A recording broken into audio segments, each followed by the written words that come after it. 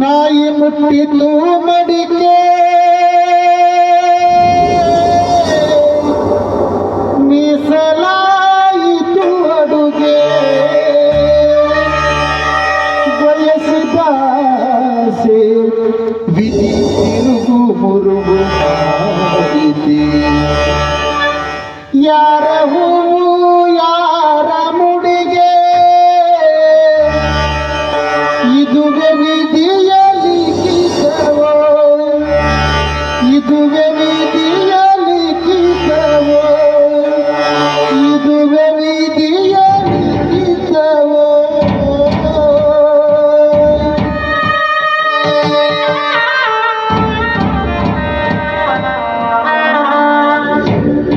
ಮೆಚ್ಚಿದೆ ಬ್ರಹ್ಮ ಮೆಚ್ಚಿದೆ ಮೆಚ್ಚಿದೆ ಏನಿಲ್ಲ ವಿಧಿಯಲ್ಲಿ ಗೆದ್ದವನ್ನ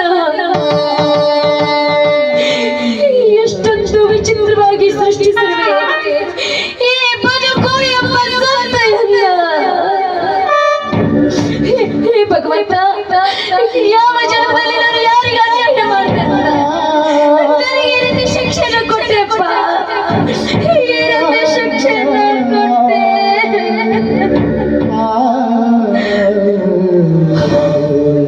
ಬೆಳದಿಂಗಳ ಬಾಲಿಯಾಗಿ ನನ್ನವರ ಬರುವಿಕೆಗಾಗಿ ಮನೆಯ ಬಾಗಿಲ ಬಳಿ ನಿಂತಿದ್ದೆ. ಆದ್ರೆ ನನ್ನ ಕನಸುಗಳನ್ನ ಒಂದರ ಹತ್ತು ಬಂದು ಕೊಕ್ಕಿತು ಈ ನನ್ನ ಎದೆಯನ್ನ, ಕೊಕ್ಕಿತು ಈ ನನ್ನ ಎದೆಯನ್ನ. ಇಲ್ಲ ಇಲ್ಲ ನನ್ನವರಿಗೆ ನಾನು ಮೋಸ ಮಾಡಿದರೆ ಏನನ್ನ ಕೆಟ್ಟ ಮುಖವನ್ನು ನನ್ನ ಅಪ್ಪನಿಗೆ ನಾನು ತೋರಿಸಲ್ಲ.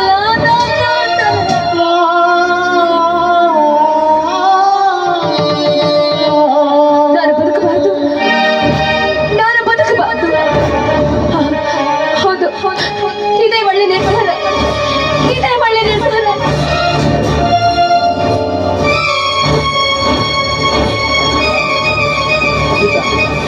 ಈ ಸ್ವರ್ಗ ಶ್ರೀ ಸಂಪತ್ತು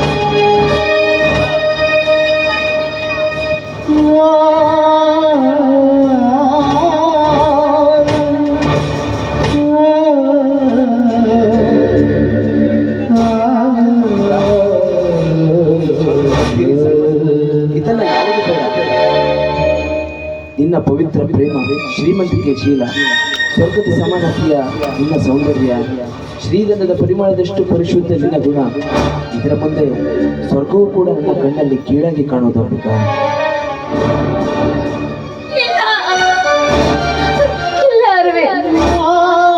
ನೀನು ತಿಳಿದುಕೊಂಡ ಹಾಗೆ ಇದು ಪವಿತ್ರವಾದ ಹಾಲಲ್ಲ, ಇದು ಪವಿತ್ರವಾದ ಹಾಲಲ್ಲ. ಈ ಪವಿತ್ರವಾದ ಹಾಲಿನ ಮಡಿಕೆಗೆ ಹುಳಿ ಬಿದ್ದು ಮೊಸರಾಗಿ ಹೋಗ್ಬಿಟ್ಟಿದೆ. ಈ ನನ್ನ ಕೆಟ್ಟ ಮುಖವನ್ನ ನನ್ನ ಅರವಿಂದನಿಗೆ ಅರ್ಪಿಸಲ್ಲ. ಬೇಡ ಬೇಡ, ನನ್ನವರಿಗೆ ನಾನು ಭಾರವಾಗಿ ಬದುಕಬಾರದು. ಅಪ್ಪ, ನನ್ನ ಮಗಳ ಮದುವೆ ಹಾಗೆ ಮಾಡಬೇಕು, ಹೇಗೆ ಮಾಡಬೇಕು ಅಂತ 108 ಕನಸುಗಳನ್ನ ಕಂಡಿದ್ದಲ್ಲಪ್ಪ. ಆ ನಿನ್ನ ಕನಸಿಗೆ ಇವತ್ತು ನಿನ್ನ ಮಗಳ ವಿಷ ಹಾಕಿ ಹೋಗ್ತಿದ್ದಾಳೆ. ದಯವಿಟ್ಟು ನನ್ನನ್ನು ಕ್ಷಮಿಸ್ಬೇಡ, ಕ್ಷಮಿಸ್ಬೇಡು. ಮುಂದಿನ ಜನ್ಮ ಆಗ್ತಿದೆ, ಮತ್ತೆ ನಿನ್ನ ಮಗಳಾಗಿ ಹುಟ್ಟಿದೆ. ಈ ಪಾಪಿ ಹೆಣ್ಣನ್ನು ಕ್ಷಮಿಸ್ಬೇಡು, ಕ್ಷಮಿಸ್ಬೇಡು.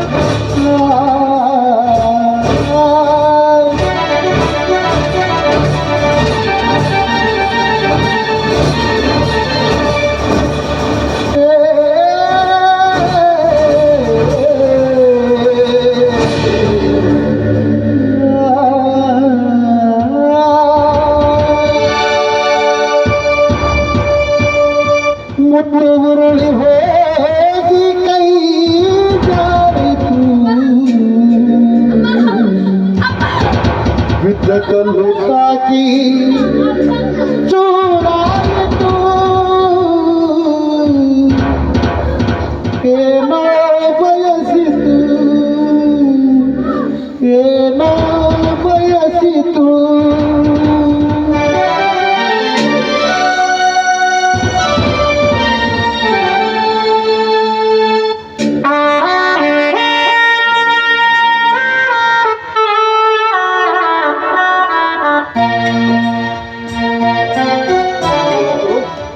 ನನ್ನ ಮಗಳು ಮದುವೆ.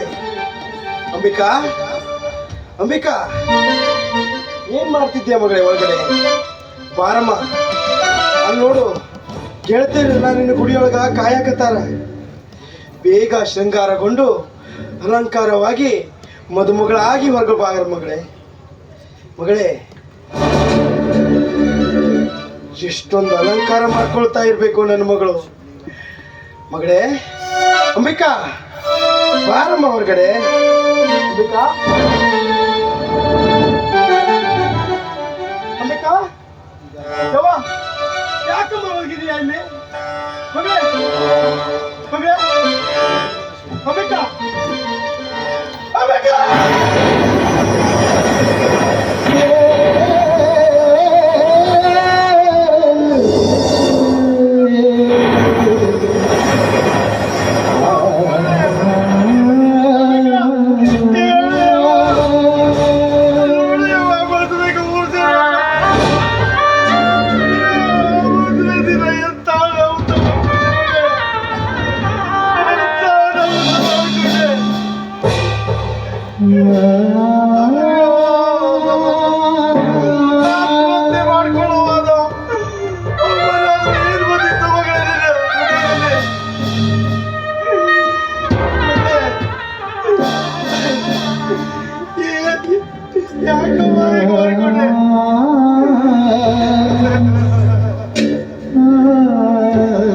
ಆತ್ಮಹತ್ಯೆ ಮಾಡ್ಕೊಳ್ಳೋ ಆಪತ್ತಾದ್ರೂ ಏನು ಬಂದಿತ್ತು ನನಗೆ? ಏನು ತುಂಬಿಕೊಂಡಿತ್ತು ಮಗಳೇ?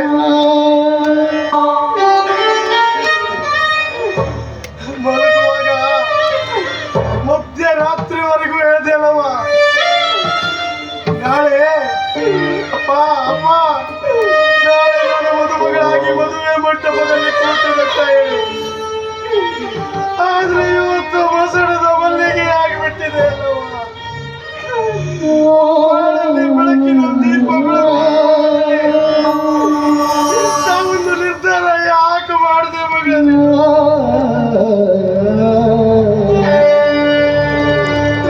ತಪ್ಪ ನಿನಗೇನಾದ್ರೂ ಮೋಸ ಮಾಡಿದ್ದ?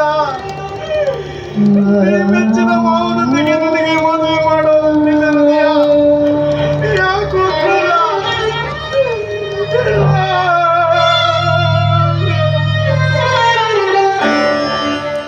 ಶಿವನಿಯೇರುವ ಮದುಮಗಳೇ, ಮಸಣದ ಹಾದಿ ಹಿಡಿದವಳಿ, ಮಸಣದ ಹಾದಿ ಹಿಡಿದವಳಿ. ಹಸಿಮನಿಯೇರುವ ಮದುಮಗಳೇ, ಮಸಣದ ಹಾದಿ ಹಿಡಿದವಳಿ, ಮಸಣದ ಹಾದಿ ಹಿಡಿದವಳಿ. ಆರಿತು ಈ ಮನೆಯ ದೀಪ,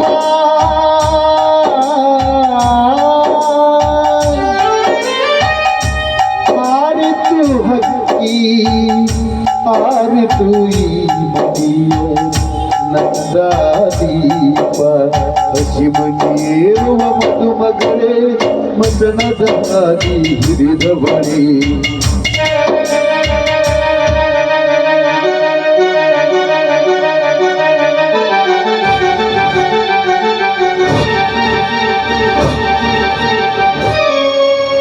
ಪ್ರೀತಿಯ ಹೆತ್ತಪ್ಪನಾದ ರುದ್ರಪ್ಪನ ನಿಮ್ಮ ಮುದ್ದು ಮಗಳಾದ ಅಂಬಿಕಾ ತಿಳಿಸುವುದಿಲ್ಲ.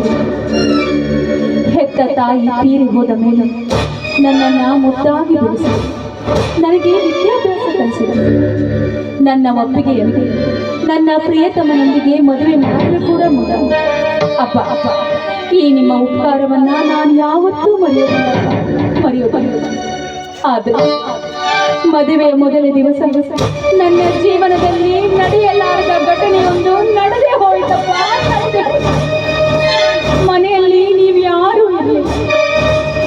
ಯಾರು ಇಲ್ಲದ ಸಮಯದಲ್ಲಿ ಈ ಊರಿನ ನ್ಯಾಯಾಧೀಶನೆನಿಸಿಕೊಂಡ ಧನರಾಜನ ಧಣಿ ಮಗ ಮಾಂತೇಶ ನಮ್ಮ ಮನೆಗೆ ಬಂದು ಕಾಮದ ಕೆಟ್ಟ ವಿಚಾರದಲ್ಲಿ ಶೀಲವೆಂಬ ಹಾಲಿನಲ್ಲಿ ಕಾಮವೆಂಬ ಹುಳಿಯನ್ನೇ ಹಿಂಡಿದ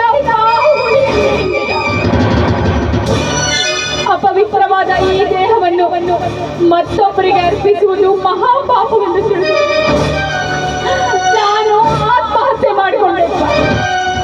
ಇದು ತಪ್ಪೆಂದು ನೀವು ಭಾವಿಸಿದ್ರು ಸಹಿತ ಅಪ್ಪ ನನ್ನನ್ನ ಕೈಬಿಟ್ಟು ಕ್ಷಮಿಸಿಬಿಡಪ್ಪ, ಕೈಬಿಟ್ಟು ಕ್ಷಮಿಸಿ.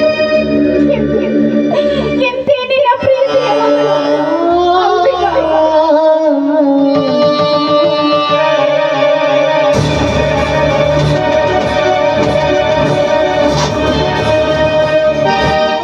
ಕಟ್ಟಿಕೊಂಡು ಮುತ್ತೈದೆಯಾಗಿ ಗಂಡನ ಮನೆಗೆ ಹೋಗಬೇಕಾದ ಮಸಣದ ದಾರಿಗೆ ಕಳಿಸದ ಮಾಂತೇಶ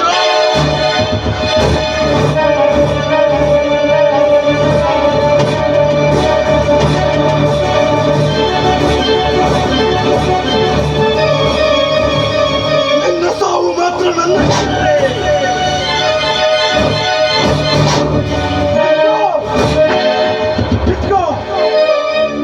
ಒಂದು ಹೆಜ್ಜೆ ಮುಂದಿಟ್ಟರು ನನ್ನ ಮೇಲೆ ನಾಣಿಯಾಗಿದೆ, ನನ್ನ ಮೇಲೆ ನಾಣಿಯಾಗಿದೆ. ಏನ್ ರುದ್ರ? ನೀವು ಮದುವೆಗೆ ಬರೋ ಮಾನವರನ್ನ ತಿಂದು ಹಾಕೋ. ಏನು ರುದ್ರ ನೀನು? ಮಗಳ ಮದುವೆ ಇಟ್ಕೊಂಡು ಕೈಯಲ್ಲಿ ಕುಡ್ಗೋಲು ಇಟ್ಕೊಂಡು ಎಲ್ಲಿ ಹೊಂಟಿದ್ಯಾ? ಯಾಕೋ ಆಕ್ರೋಶ? ಏನಾಯ್ತು ರುದ್ರ?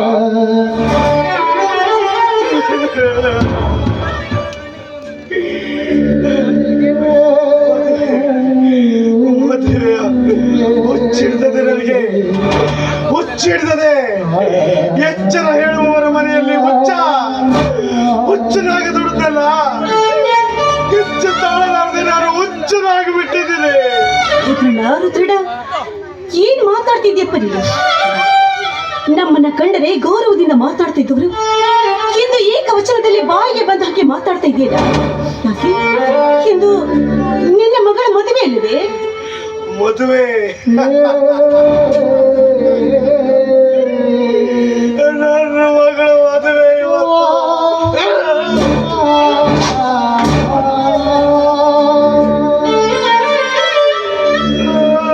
ಮದುವೆ ಎಂಬ ಮೂರಕ್ಷರನೇ ಮುಗಿದೋಯ್ತು ತಾಯಿ. ಮಗಳಾಗಿ ನನ್ನ ಮಗಳು ಗಂಡನ ಮನೆಗೆ ಹೋಗ್ಬೇಕಾದ್ರೆ ಮಗಳು ಮನೆಯಲ್ಲಿ ಹಾಯಾಗಿ ಮಲಗಿದ್ದಾಳೆ. ಏನಾಯ್ತು ರುದ್ರ ನಿನ್ ಮಗಳಿಗೆ?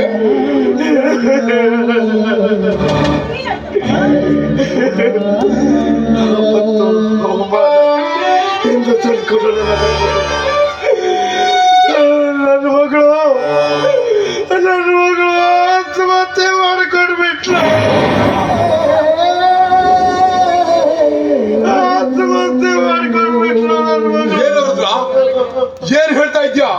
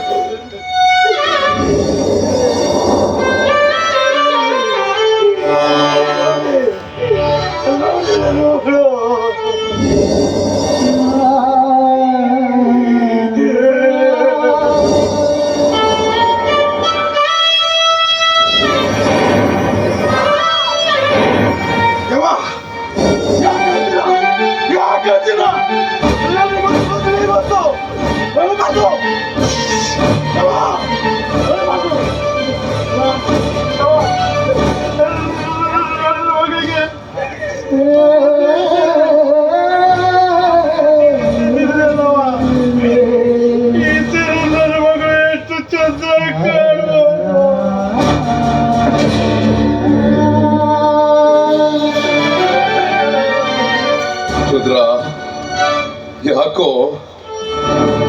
ಮಗಳಿಗೆ ಆತ್ಮಹತ್ಯೆ ಮಾಡಿಕೊಳ್ಳುವಂತ ಆಪತ್ತಾದ್ರೂ ಏನಿತ್ತು ರುದ್ರ? ಯಾವ ಅವಮಾನಕ್ಕಾಗಿ ಆತ್ಮಹತ್ಯೆ ಮಾಡಿಕೊಂಡ್ಲು? ಆಪತ್ತು ಅವಮಾನ ಅಪಮಾನ ಎಂದು ತಂದುಕೊಟ್ಟವಳಲ್ಲ ನನ್ನ ಮಗಳು. ಅವಮಾನ ಮಾಡಿ ಆಪತ್ತು ಎಸಗಿ ಅವಳ ಮೇಲೆ ಅತ್ಯಾಚಾರ ಮಾಡ್ದ. ಯಾರು ಯಾರವರು? ಹೇಳು ರುದ್ರ, ಹೇಳು. ರುದ್ರ, ಮಗಳ ಆತ್ಮಹತ್ಯೆಗೆ ಕಾರಣಕರ್ತನಾದ ಆ ಕುಲಪಾತಕ ಯಾರು? ಹೇಳು ರುದ್ರ, ಹೇಳು ಹೇಳು ಹೇಳು. ಕುಲಪಾತಕ ಬೇರೆ ಯಾರು ಅಲ್ಲ. ಯಾರು? ಸುತ್ತ 40 ಹಳ್ಳಿಗೆ ನ್ಯಾಯ ಹೇಳೋ ನ್ಯಾಯಾಧೀಶರ ಮಗ, ನಿಮ್ಮ ಉದರದಲ್ಲಿ ಜನಿಸಿದ ಮಹಾಂತೇಶ.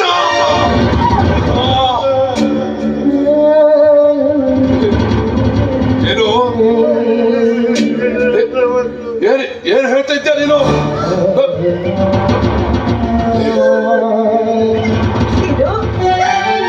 ನನ್ನ ಮಗ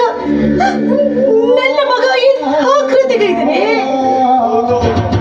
ನೋಡಿ, ನಿಮ್ಮ ಮಗ ಮಾಡಿದ ಗಣಂದಾರಿ ಕೆಲಸ ಅಕ್ಷರ ರೂಪ ಕೊಟ್ಟು ನನ್ನ ಮಗಳು ಆತ್ಮಹತ್ಯೆ ಮಾಡಿಕೊಂಡ್ರೆ.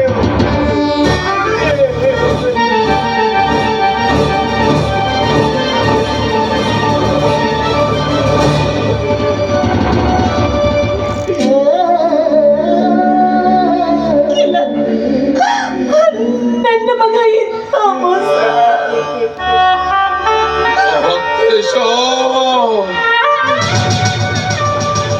ಮಠದಲ್ಲಿ ಸಾಕಿದ ರಗಿಣಿ ಅಂತ ಭಾವಿಸಿದ್ದಲು, ಆದ್ರೆ ಹಸಿ ಮಾಂಸ ತಿನ್ನೋ ರಣ ಅಂತ ಆಗ್ಬಿಟ್ಟಿಯಲ್ಲ ಮಹಾಂತೇಶ. ನನ್ನ ಮಗ ಇಂಥ ಮೋಸ ಮಾಡ್ತಾರೆ ಅಂತ ನಾನು ಕನಸಿನಲ್ಲಿ ಕೂಡ ಭಾವಿಸಿರ್ಲಿಲ್ಲ. ಅನಿಸಿರ್ಲಿಲ್ಲ ತಾಯಿ. ಇಲ್ಲಿ ಕನಸು ನನಸು ಮಾಡ್ಕೊಂಡು ಹೋದವನು ಇಲ್ಲಿಲ್ಲ. ನಾವು ಉಳಿದುಕೊಟ್ಟಿರೋದು ನಾವು 3 ಜನ ಮಾತ್ರ. ಇಂಥ ಸುಂದರವಾದ ಸನ್ನಿವೇಶನ ಕಣ್ತುಂಬಿಕೊಳ್ಳಿ.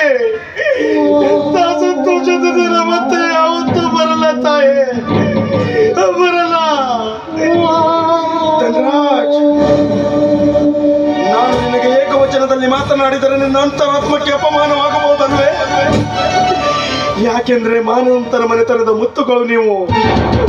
ಮದುವೆಯಾಗಿ 3-4 ವರ್ಷ ಆದ್ರೂ ಒಂದು ಮಗು ಹುಟ್ಟಲಿಲ್ಲ ಅಂತ ಊರಲ್ಲಿರೋ ಎಲ್ಲ ದೇವರಿಗೆ ತುಪ್ಪದ ಅಭಿಷೇಕ ಮಾಡ್ತೀನಿ ಅಂತ ಅನ್ಕೆ ಮತ್ತೆ. ಆದ್ರೆ ಹಾಲೇರಿದವರಿಗೆ ವಿಷ ಕೊಟ್ಟು ಹೋದ.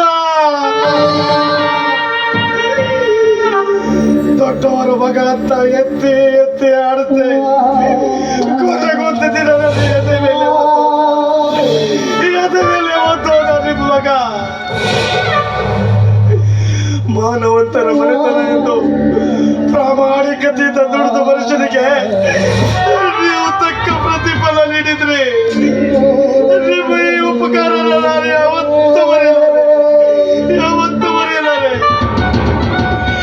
ರಾಜ್, ನಿನಗೂ ಹಿಂದೊಮ್ಮೆ ಒಂದು ಮಾತು ಹೇಳಿದ್ದೆ, ನೆನಪಿದೆಯೋ? ದುಡಿಯುವರ ಮನೆಯಲ್ಲಿ ಆಳು ಮಗ ಯಾವತ್ತೂ ಯಜಮಾನ ಆಗಲ್ಲ, ಯಜಮಾನರೇ ಆಗ್ತಾರೆ. ನಾನು ನಿಷ್ಠೆಯಿಂದ ದುಡಿದ್ರು ನಾನೊಬ್ಬ ಮಗ ನಿಮ್ಮ ಮಗನ ನಿಮಗೆ ಬರಲಿಲ್ಲ.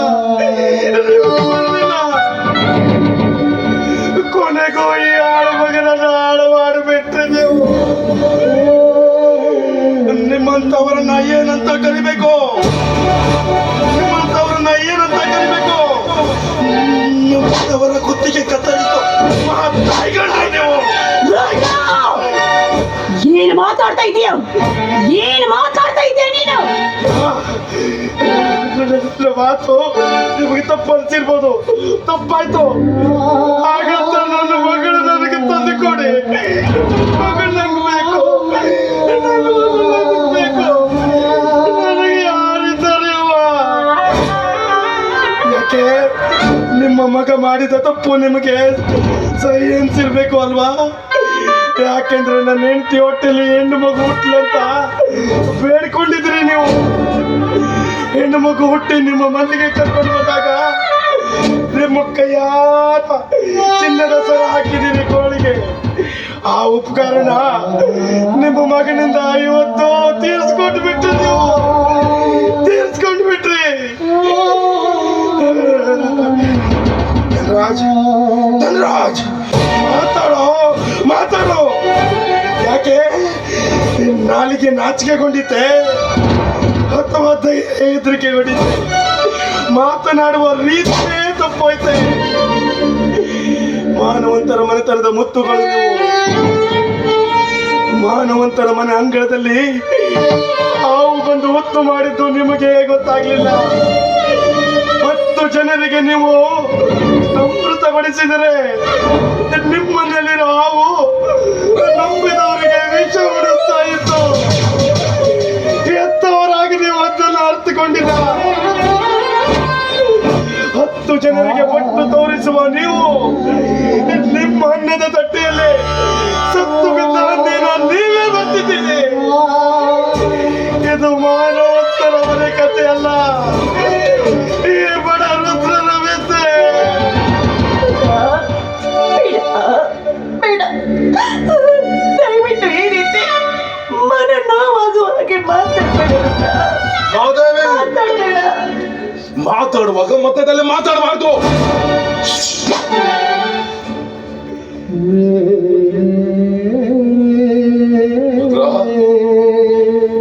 ನೀನ್ ಮಾತಾಡು, ಮಾತಾಡು, ಅದೇನು ಅಭ್ಯಂತರ ಇಲ್ಲ. ಮಾತನಾಡುವವರ ಮುಂದೆ ಮರಳಿ ನಾವು ಮಾತನಾಡುವುದು ಮಹಾ ತಪ್ಪು, ಮಹಾ ತಪ್ಪು. ಹೆತ್ತ ಮಕ್ಕಳನ್ನ ಕಳೆದುಕೊಂಡವರ ನೋವು ಹೆತ್ತವರಿಗೆ ಗೊತ್ತಾಗತ್ತೆ ವಿನಃ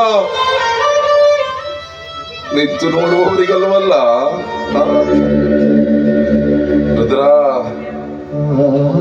ಇವತ್ತು ನಿಂತಿರುವುದು ನಿನ್ನ ಮಗಳ ಮದುವೆಯಲ್ಲ, ನನ್ನ ಮಗಳ ಮದುವೆ. ಸತ್ತಿರುವುದು ನಿನ್ನ ಮಗಳಲ್ಲ, ನನ್ನ ಮಗಳು ಅನ್ನೋದನ್ನು ಅರ್ಥ ಮಾಡ್ಕೊಳ್ದೆ ಹೋದ್ಯಲ್ಲೋ, ಅರ್ಥ ಮಾಡ್ಕೊಳ್ದೆ ಹೋದ್ಯ. ಆದ್ರೆ ಮಗ ಮಾಡಿದಂತ ತಪ್ಪನ್ನ ಮೆಚ್ಚಿಕೊಳ್ಳುವಂತ ಮೂರ್ಖ ನಾನಲ್ಲ. ತಪ್ಪು ಯಾರು ಮಾಡಿದ್ರು ಅದು ತಪ್ಪೇ. ತಪ್ಪು ಮಾಡಿದವರು ಎಷ್ಟೇ ದೊಡ್ಡ ವ್ಯಕ್ತಿಗಳಾದ್ರೂ ಸಣ್ಣವರಾಗಿ ತಲೆ ತಗ್ಗಿಸ್ಲೇಬೇಕಪ್ಪ, ತಗ್ಗಿಸ್ಲೇಬೇಕು. ಈಗ ನೀನು ಬರೀ ಮಾತಿನ ಪೆಟ್ಟಿನಿಂದ ನಮ್ಗೆ ಹೊಡಿತಾ ಇದ್ಯಾ. ಅಷ್ಟೇ ಅಲ್ಲ, ಅಷ್ಟೇ ಅಲ್ಲ, ನೀನು ಮೆಟ್ಟಿರುವ ಮೆಟ್ಟಿನಿಂದ ಹೊಡೆದರೂ ನಾನು ಹೊಡೆಸ್ಕೊಳ್ತೇನೆ ರುದ್ರ, ನಾನು ಹೊಡೆಸ್ಕೊಳ್ತೇನೆ. ಯಾಕಂದ್ರೆ ತಪ್ಪು ಮಾಡುವ ಮಕ್ಕಳನ್ನ ಹಡಿದದ್ದು ಹೆತ್ತವರ ಕರ್ಮ. ಆ ಕರ್ಮವನ್ನ ತೀರಿಸಿಕೊಳ್ಳಬೇಕಾದದ್ದು ಹೆತ್ತವರ ಧರ್ಮ. ಅಂದ ಮೇಲೆ ನೀನು ಮಾತಾಡು. ನಿನ್ನ ಮಾತಿಂದ ನಾವು ಬೇಜಾರಾಗಬಾರ್ದು, ಬೇಜಾರಾಗಬಾರ್ದು. ಆದ್ರೆ ಕಳೆದುಕೊಂಡ ಮಾನ, ಕಳೆದುಕೊಂಡ ಮಗಳು ಯಾವತ್ತು ಮರಳಿ ಬರಲ್ಲ ರುದ್ರ, ಮರಳಿ ಬರಲ್ಲ. ಅದಕ್ಕೋಸ್ಕರ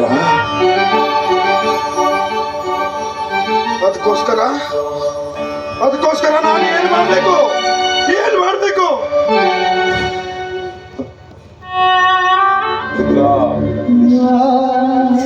ಮಗ ಮಾಡಿದಂತ ತಪ್ಪನ್ನ ಮೆಚ್ಚಿಕೊಳ್ಳುವಂತ ಮೂರ್ಖ ಈ ನಿನ್ನ ದಣಿ ಅಲ್ಲಪ್ಪ, ಈ ನಿನ್ನ ದಣಿ ಅಲ್ಲ. ಹುಚ್ಚುತನದ ಆವೇಶದಲ್ಲಿ ನನ್ನ ಮಗ ಮಾಡಿದ ತಪ್ಪಿಗೆ ಶಿಕ್ಷೆ ಕೊಡೋದಕ್ಕೆ ನನಗೆ ಬಿಟ್ಟುಬಿಡು. ಆ ಕೆಲಸ ನಿನ್ನಿಂದ ಆಗ್ಬಾರ್ದು. ಯಾಕಂದ್ರೆ ಸುತ್ತ 10 ಹಳ್ಳಿಗೆ ನ್ಯಾಯ ಹೇಳಿದ ನಾನು ನನ್ನ ಮಗ ಮಾಡಿದ ತಪ್ಪಿಗೆ ಶಿಕ್ಷೆ ನೀಡದೆ ಹೋದ್ರೆ ಉಳಿಸ್ತಾನ ಅದಕ್ಕೆ ನಿನ್ನ ಹತ್ರ ಒಂದು ಭಿಕ್ಷೆ ಕೇಳ್ತಾ ಇದ್ದೀನಿ ರುದ್ರ. ಇಲ್ಲ ಅಂತ ಮಾತ್ರ ಹೇಳ್ಬೇಡ, ಇಲ್ಲ ಅಂತ ಮಾತ್ರ ಹೇಳ್ಬೇಡ ರುದ್ರ.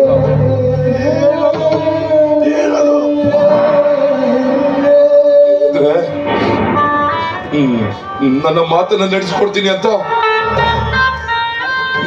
ನನಗೆ ಮಾತು ಕೊಡು. ನನ್ನ ಮಾತು ಕೊಡ್ತಾರಂತ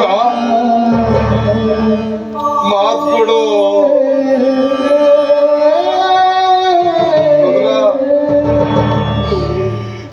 ಮಾತು ಕೊಡು.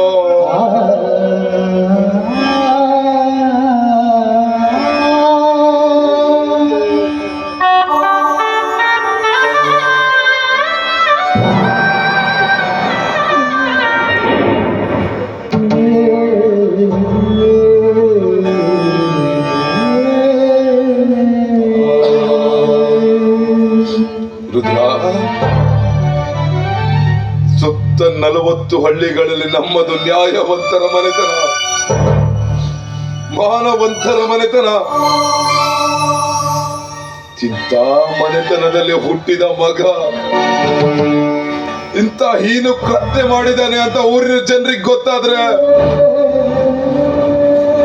ನಮ್ಮ ಮಾನ ಮರ್ಯಾದೆ ಎಲ್ಲ ರಜಗೋ ಕೊಡಕ್ಕೆ ರುದ್ರ. ಅದಕ್ಕೆ ತನ್ನ ಮನೆತನದ ಮಾನವನ್ನ ಉಳಿಸಿಕೊಡುವಂತ ಕೈ ಮುಗಿದು ಬೇಡ್ಕೊಳ್ತೇನೆ. ಅಷ್ಟೇ ಅಲ್ಲ, ಚಿನ್ನ ಮಗಳ ಸಾವಿಗೆ ನನ್ನ ಮಗ ಕಾರಣ ಅಂತ ಮಾತ್ರ ಗೊತ್ತಾಗಬಾರ್ದು ರುದ್ರ, ಗೊತ್ತಾಗಬಾರ್ದು. ತನ್ನ ಮನೆತನದ ಮಾನವನ್ನ ಉಳಿಸಿಕೊಡುವಂತ ಕೈ ಮುಗಿದು ಬೇಡ್ಕೊಳ್ತೇನೆ ರುದ್ರ, ಕೈ ಮುಗಿದು ಬೇಡ್ಕೊಳ್ತೇನೆ. ಇಷ್ಟಕ್ಕೂ ನಿನ್ನ ಮನಸ್ಸು ಕರಗದೆ ಹೋದ್ರೆ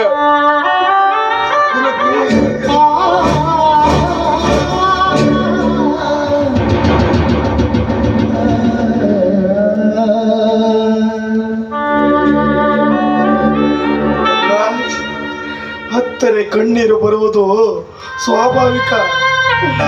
ಕಣ್ಣೀರು ಬರದಂತೆ ಅಳು ಅಂತ ಹೇಳ್ತಾ ಇದೆ ನಿನ್ನ ಮಾತು.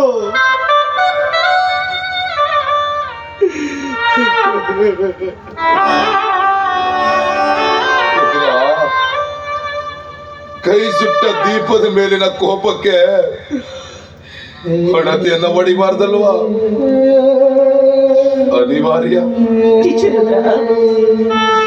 ಮಗ ಮಾಡಿದ ತಪ್ಪಿಗಾಗಿ ಹೆತ್ತವರಿಗೆ ಶಿಕ್ಷೆಯನ್ನು ಕೊಡ್ಬೇಡಪ್ಪ.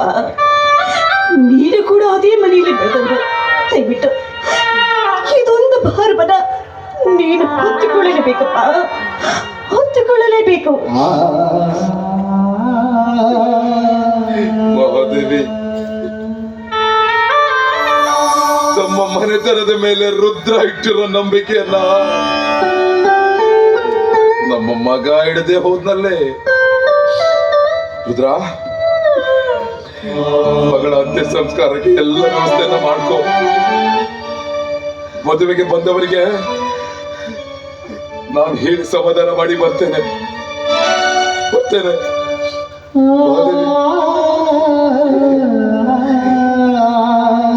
ಧನ್ರಾಜ್, ನಿತ್ಕೋ. ನಿಮ್ಮ ಮನೆ ಅನ್ನದ ಋಣಕ್ಕೆ ನಾನೇನೋ ನಿಮ್ಮ ಕೆಲಸನ ಮುಗಿಸ್ಕೊಡ್ತೀನಿ. ಆದ್ರೆ ನಿಮ್ಮ ಮಗ ಮಾಡಿದ ತಪ್ಪಿಗೆ ನೀವೇನಾದ್ರೂ ಶಿಕ್ಷೆ ಕೊಡದೆ ಹೋದ್ರೆ ರುದ್ರ, ಇವನು ಮಾನವಂತರ ಮನೆತನದಲ್ಲಿ ಹುಟ್ಟಿದವನು. ನ್ಯಾಯಕ್ಕಾಗಿ ಬಾಳಿದ್ದೇನೆ, ನ್ಯಾಯಕ್ಕಾಗಿ ಬದುಕಿದ್ದೇನೆ. ಸಮಯ ಬಂದ್ರೆ ನ್ಯಾಯಕ್ಕಾಗಿ ಸಾಕ್ಷಿ ಕೂಡ. ನನ್ನ ತೀರ್ಮಾನ ಏನು ಅನ್ನೋದನ್ನ ಕಾದು ನೋಡು. ಬೇಡ, ದಯವಿಟ್ಟು ಇಲ್ಲದ ಕೆಟ್ಟ ವಿಚಾರವನ್ನ ಯಾವುದೇ ಕಾರಣಕ್ಕೂ ಮಾಡಬೇಡಿ. ನನ್ನ ಮಗ ಮಾಡುದು ತಪ್ಪು ಅಂತ ನನಗೂ ಕೂಡ ಗೊತ್ತು. ಅದಕ್ಕೆ ಅವನು ಬೇಕಾದ್ರೆ ಈ ಊರನ್ನೇ ಬಿಟ್ಟು ದೂರ ಎಲ್ಲಿಯಾದ್ರೂ ಕಳಿಸ್ಬಿಡಬಹುದು. ಆದ್ರೆ ದಯವಿಟ್ಟು ಕೆಟ್ಟ ವಿಚಾರವನ್ನ ಮಾಡಬೇಡ್ರಿ.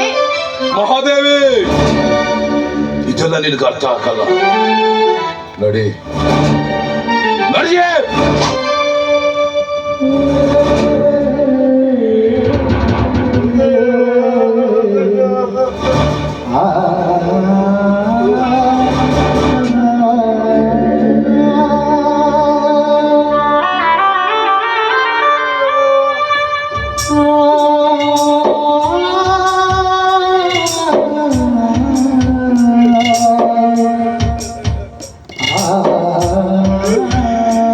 ದೇವ್ರೇ, ಎಂತ ಕಿತ್ತಿಗೆ ನನ್ನ ನಾಟಿ ಆಗುತ್ತೆ. ಎತ್ತ ಕರಳನ್ನ ಕತ್ತರಿಸಿಕೊಟ್ರು, ಅನ್ನ ಕೊಟ್ಟವರಿಗೆ ರೂಢಿ ಆಗಿಬಿಟ್ಟೆ. ಅದಕ್ಕೆ ಅಂದಿರ್ಬೇಕು, ಎತ್ತ ಕರಳನ್ನ ಕತ್ತರಿಸಿಕೊಂಡ್ರು ಅನ್ನ ಕೊಟ್ಟವರು ಮೇಲು ಅಂತ. ನನ್ನ ಮಗಳೇ, ಈ ವಿಷಯದಲ್ಲಿ ನಾನು ಅಸಹಾಯಕ ಮಗಳೇ, ಅಸಹಾಯಕ.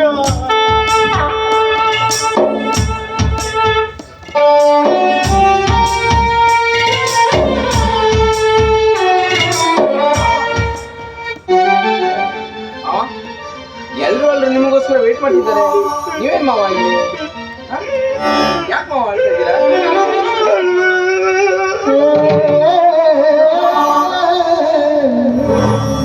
ಏನ್ ಮಾವ ನೀನು ಮಕ್ಕಳನ್ನ ಮದುವೆ ಮಾಡಿ ಗಂಡನ ಮನೆ ಕಳಿಸ್ಬೇಕು ಅನ್ನೋ ದುಃಖಕ್ಕೆ ಈ ರೀತಿ ಹೇಳೋದು ನೀವು? ನನ್ನ ಮಗಳು ಇವತ್ತು ಮದುವೆ ಆಗಿ ಹಸಬಡಿ ಇರಬೇಕಾದ ನನ್ನ ಮಗಳು ಆತ್ಮಹತ್ಯೆ ಮಾಡ್ಕೊಂಡು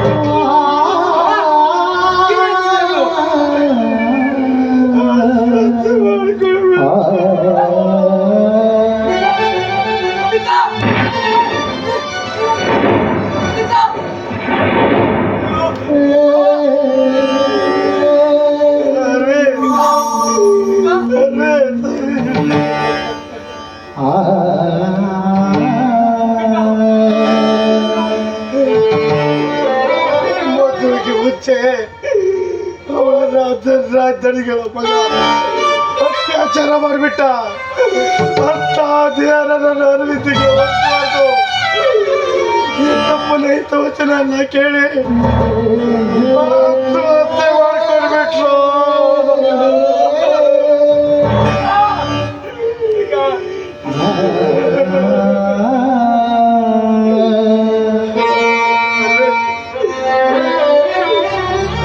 ಕೈ ಹೋಗಿದ್ದೀನಿ, ನನ್ನೊಂದು ಆಸೆನ ಈಡೇರಿಸ್ಕೊಳ್ತೀಯಮ್ಮ.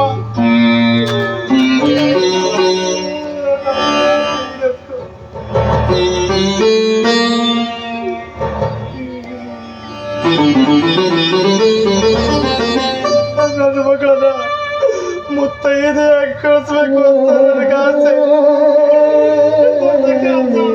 ಅನ್ಕೊಡು, ಕಾಲಿಗೆ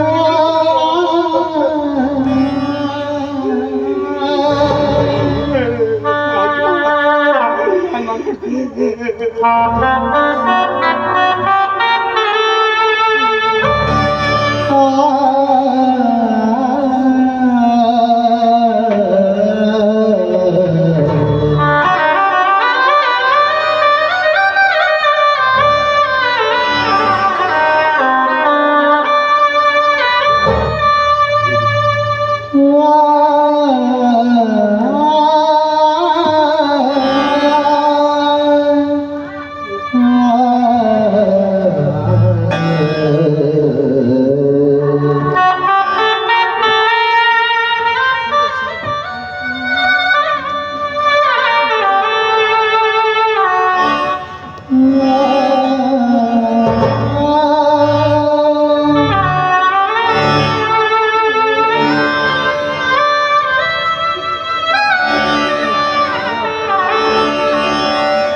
ತಂದೆ ಚರಿಸೋ ಸೀರೆ ಮದುವೆಯಾಗೋವರೆಗೆ ತಾಯಿ ಉಡಿಸೋ ಸೀರೆ ತಾಯಿಯಾಗೋವರೆಗೆ ಒಂದು ಕೊಡಿಸೋ ಸೀರೆ ಬಣ್ಣ ಹೋಗೋವರೆಗೆ ಬಣ್ಣ ಕೊಡಿಸೋ ಸೀರೆ ಮೈರುವವರೆಗೆ ಕಣ್ಣಿನ ಜನ್ಮ ಕಳೆಯುವವರೆಗೆ ಮಣ್ಣಿನ ಮಮತೆ ಇರುವವರೆಗೆ ತಂದೆ ಕುಡಿಸೋ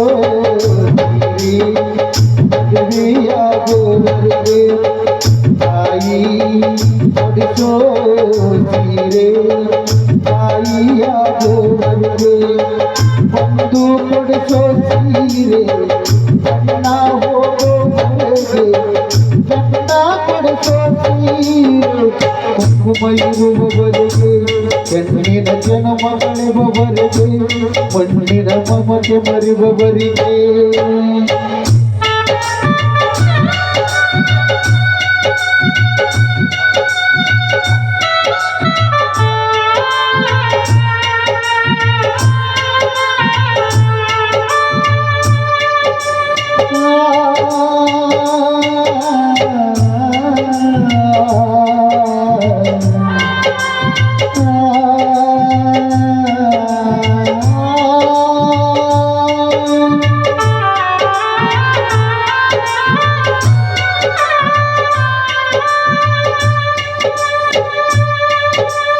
ಮನುಜನ ಬಾಳಲಿ ದೇವನ ಲೀಲೆಯ ಬಲ್ಲವರಾರಿಹರು ಮನುಜನ ಬಾಳಲಿ ದೇವನ ಲೀಲೆಯ ಬಲ್ಲವರಾರಿಹರು ಒಂದು ಬಳಗವ ಕಳಚಿ ಬಿಡುವನು ಸಾಕೆನಿಸಿದ ಮನಗಳನ್ನು ಅಳಸಿ ಬಿಡುವನು ಯಾಕೋ ಶಿವನೇ ದೇವಿ ಭವನೇ ಯಾಕೋ ಶಿವನೇ ದೇವಿ ಭವನೇ